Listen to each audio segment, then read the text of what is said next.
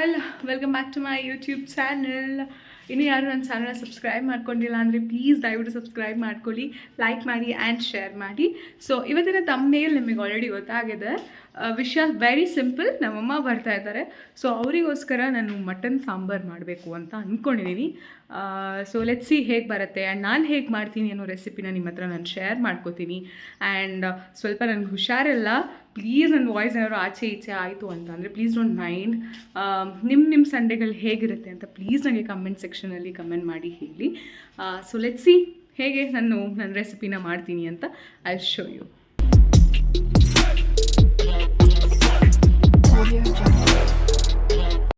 ಬೆಳಗ್ಗೆ ಅಮ್ಮ ಬರ್ತಾರೆ ಅಂತ ಗೊತ್ತಾದ ತಕ್ಷಣ ನಮ್ಮ ಮನೆಯವರು ನನ್ನ ಮಗಳು ಇಬ್ಬರು ಹೋಗ್ಬಿಟ್ಟು ನಾನ್ ವೆಜ್ ತೊಗೊಂಬಂದು ಕೊಟ್ಟರು. ಸೊ ನಾಳೆ ನನ್ನ ಮಗನಿಗೆ ಕೃಷ್ಣ ಕಾಸ್ಟ್ಯೂಮ್ ಹಾಕೋಣ ಅಂತ ಹೇಳಿ ನನಗೆ ಪಿಕಾಕ್ ಫೆದರ್ ಬೇಕಾಗಿತ್ತು. ನಮ್ಮನೆ ಸುತ್ತಮುತ್ತ ತುಂಬ ಪಿಕಾಕ್ಸ್ಗಳು ಓಡಾಡುತ್ತೆ. ಸೊ ಅದ್ರ ಫೆದರ್ ಏನಾದರೂ ಸಿಗುತ್ತಾ ಅಂತ ಹೇಳಿ ನಮ್ಮ ಮನೆಯವ್ರನ್ನ ಕಳಿಸ್ದೆ. ಮೀನ್ ವೈಲ್ ನನ್ನ ಮಗಳು ನಂಗೆ ನಾನ್ ವೆಜ್ ತೆಗೆದು ಮನೆಯಲ್ಲಿ ಇಟ್ಟೋದ್ಲು. ಸೊ ಪಾಪ ಅವ್ರು ತುಂಬ ಹುಡುಕಿದ್ರು, ಒಂದು 10-20 ಪಿಕಾಕ್ಗಳು ಓಡಾಡ್ತವೆ, ಬಟ್ ಒಂದು ಫೆದರ್ ಕೂಡ ಅವ್ರಿಗೆ ಸಿಗಲಿಲ್ಲ. ಸೊ ಅದಕ್ಕೆ ಇಲ್ಲೆಲ್ಲೂ ಇಲ್ಲ ಅಂತ ಹೇಳಿ ವಾಪಸ್ ಬಂದರು. ಸೊ ಆ ಟೈಮಿಗೆ ನಮ್ಮಮ್ಮ ಬಂದು ಪಾಪು ಜೊತೆ ಎಲ್ಲ ಸ್ವಲ್ಪ ಆಟಾಡಿ ಇನ್ನೂ ಅಡುಗೆ ಆಗಿಲ್ವಾ ಅಂತ ಬೇರೆ ಬೈತಾಯಿದ್ರು. So let's get started.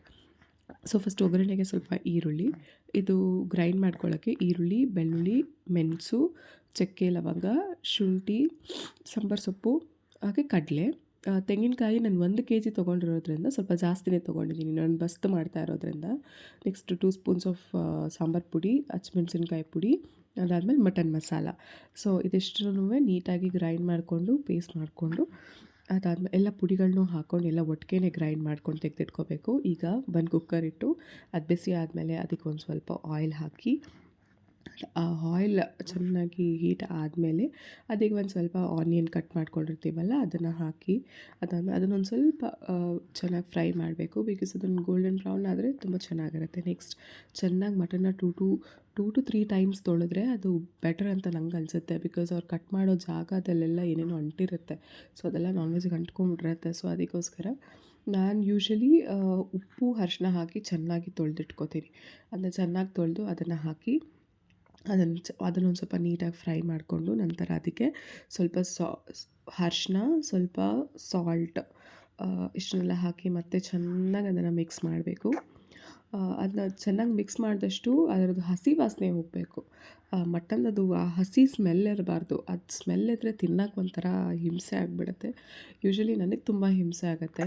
ಚೆನ್ನಾಗಿ ಅದನ್ನ ಮಿಕ್ಸ್ ಮಾಡಿ ಅದರದ್ದು ಹಸಿ ವಾಸನೆ ಎಲ್ಲ ಹೋಗಿ ಅದರದ್ದು ನೀರೆಲ್ಲ ಡ್ರೈ ಆಗಬೇಕು. ಸೊ ಟಿಲ್ ದ್ಯಾಟ್ ಬಿರಿಯಾನಿ ಆಗಲಿ ಅಥವಾ ಫ್ರೈ ಆಗಲಿ ಅಥವಾ ಸಾಂಬಾರಾಗಲಿ ಅದು ಆ ಥರ ಮಾಡಿಲ್ಲ ಅಂದರೆ ಅದು ಚೆನ್ನಾಗಿ ಅನಿಸಲ್ಲ. ಅದರದ್ದು ಮಟನ್ದು ಹಸಿ ಸ್ಮೆಲ್ ಅಲ್ಲಲ್ಲೇ ಇರುತ್ತೆ.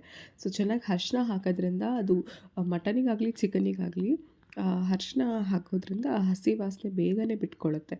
ಸೊ ಇವಾಗ ನೋಡಿ ಚೆನ್ನಾಗಿ ಬಾಯ್ಲ್ ಆಗ್ತಾಯಿದೆ ನೋಡಿ, ಆ ಥರ ನೀರೆಲ್ಲ ಅದಾಗದೇ ಪ್ರೊಡ್ಯೂಸ್ ಆಗಿ ಅದಾಗದೇ ಡ್ರೈ ಆಗಬೇಕು ನೀರು. ಆಗ ಮಟನ್ ತುಂಬ ಚೆನ್ನಾಗಿ ಇದಾಗುತ್ತೆ. ಆ ಥರ ನಾನು ಗ್ರೈಂಡ್ ಮಾಡ್ಕೊಂಡಿರೋ ಮಸಾಲೆನ ಹಾಕೋತಾ ಇದ್ದೀನಿ. ಸೊ ಇಲ್ಲಿ ಸ್ವಲ್ಪ ಪ್ರಪೋರ್ಷನ್ ಆಫ್ ಮಸಾಲೆ ಮಾತ್ರ ಹಾಕೋತಾ ಇದ್ದೀನಿ. ನಾನು ಇನ್ನೊಂದು ಸ್ವಲ್ಪ ಮಸಾಲೆ ಯಾಕೆ ಇಟ್ಟಿದ್ದೀನಿ ಅಂತ ಅಂದರೆ ಅದನ್ನು ಈ ಮಟನ್ನ ತೆಗೆದು ನಾನು ಮತ್ತೆ ಅದರಲ್ಲಿ ಗೊಜ್ಜು ಥರ ಮಾಡಬೇಕಲ್ವ. ಸೊ ಅದಕ್ಕೆ ಸ್ವಲ್ಪ ಮಸಾಲೆ ಮಾತ್ರ ಹಾಕ್ಕೊಂಡಿದ್ದೀನಿ. ಸೊ ಮಸಾಲೆ ಹಾಕ್ಕೊಂಡು ಅದಕ್ಕೆ ನೀರು ನಿಮ್ಮ ರೇಷಿಯೋ ಎಷ್ಟಿದೆ ಅಷ್ಟು. ಸೊ ನಾನಿಲ್ಲಿ ಸ್ವಲ್ಪನೇ ಹಾಕೋತಾ ಇರೋದ್ರಿಂದ 2.5 ಬೌಲ್ಸ್ ಹಾಕ್ಕೊಂಡೆ, ಸಾಕಾಯಿತು ನನಗೆ ಅದೇನೆ. ಸೊ ಅದನ್ನು ಹಾಕ್ಕೊಂಡು ಅದಾದಮೇಲೆ ಮತ್ತೆ ಒಂದು ನೀಟಾಗಿ ಕೆಳಗಡೆಯಿಂದ ಮೇಲ್ಗಡೆ ಮಿಕ್ಸ್ ಕೊಟ್ಟು ಮತ್ತು ಮೇಲ್ಗಡೆ ಸ್ವಲ್ಪ ಸಾಂಬಾರು ಪುಡಿ, ಮಟನ್ ಮಸಾಲ ಹಾಕ್ಕೊಂಡ್ರೆ ಚೆನ್ನಾಗಿರುತ್ತೆ. ಸ್ವಲ್ಪನೂ ಸ್ಮೆಲ್ ಅನಿಸಲ್ಲ ಅದು. ನೆಕ್ಸ್ಟ್ ಲಿಡ್ ಕ್ಲೋಸ್ ಮಾಡಿ ಇಟ್ಸ್ ಲೆಫ್ಟ್ 2 to 3 ವಿಸಲ್ಸ್ ತೊಗೊಂಡ್ರೆ ಸಾಕು. ಅದಾದಮೇಲೆ ಹೊರಗಡೆ ಬಂದು ನೋಡಿದ್ರೆ ಇಲ್ಲೊಂದು ಫಿಲ್ಮ್ ಶೂಟಿಂಗ್ ನಡೀತಾ ಇತ್ತು. ನಮ್ಮಮ್ಮ ನನ್ನ ಮಗಳಿಗೆ ಕೇಳಿ ಡ್ಯಾನ್ಸ್ ಮಾಡಿಸ್ತಾಯಿದ್ರು. ಅವಳಿಗೂ ತುಂಬ ಖುಷಿ ನಮ್ಮಮ್ಮ ಬಂದಾಗ. ಬಿಕಾಸ್ ನಮ್ಮಮ್ಮ ಹೇಳ್ದಂಗೆ ಕೇಳ್ತಾರೆ, ಅವಳು ಹೇಳ್ದಂಗೆ ಕೇಳ್ತಾರೆ. ಫಸ್ಟ್ ಚಾಯ್ಸ್ ಅವಳಿಗೆ.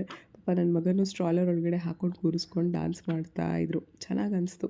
ಅಷ್ಟೊತ್ತಿಗೆ ವಿಸಿಲ್ ಬಂದಿತ್ತು. ಸೊ ವಿಸಿಲ್ ತೆಗೆದ್ಮೇಲೆ ಈ ಥರ ಆಗಿರುತ್ತೆ ಸಾಂಬಾರು.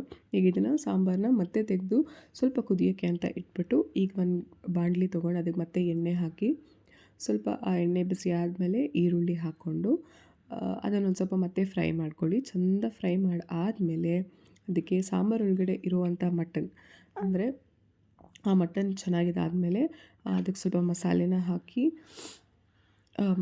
ಚೆನ್ನಾಗಿ ಫ್ರೈ ಮಾಡಾದಮೇಲೆ 1 ಕಪ್ ಆಫ್ ವಾಟರ್ ಹಾಕಿದ್ರೆ ಇಟ್ಸ್ ಫೈನ್ ಬಿಕಾಸ್ ಅದು ಗೊಜ್ಜು ಥರ ಅನಿಸ್ಬೇಕಲ್ವಾ. ಸೊ ಅದಕ್ಕೆ ಈಗ ಅಲ್ಲಿ ಸಾಂಬಾರು ಒಳಗಡೆ ಇರೋ ಮಟನ್ನ ತೆಗೆದು ಅದರೊಳಗಡೆ ಹಾಕಿ ಚೆನ್ನಾಗಿ ಅದಕ್ಕೆ ಒಂದು ಒಳ್ಳೆ ಮಿಕ್ಸ್ನ ಕೊಡಬೇಕು. ಒಂದು ಸ್ವಲ್ಪನೂ ಬಿಡ್ದಂಗೆ ಚೆಂದ ಮಿಕ್ಸ್ ಕೊಟ್ಟರೆ ತುಂಬ ಚೆನ್ನಾಗಿರುತ್ತೆ.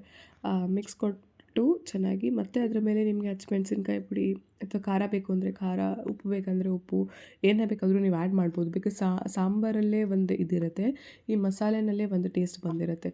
ಸೊ ಅದಕ್ಕೆ ಈ ಫ್ರೈ ಮಾಡಿದಾಗಲೇ ಒಂದು ಟೇಸ್ಟ್ ಬಂದಿರುತ್ತೆ. ಅದಾದಮೇಲೆ ರೆಡಿ ಆಯಿತು ಮೊಟ್ಟೆ, ಮಟನ್ ಗೊಜ್ಜು, ಮಟನ್ ಸಾಂಬಾರು. Wow! It was yummy to have. ತುಂಬ ಅಂದರೆ ತುಂಬ ಚೆನ್ನಾಗಿ ಬಂದಿತ್ತು. ನಮ್ಮಮ್ಮಂತೂ ತುಂಬ ಖುಷಿಪಟ್ಟರು ತಿಂದು.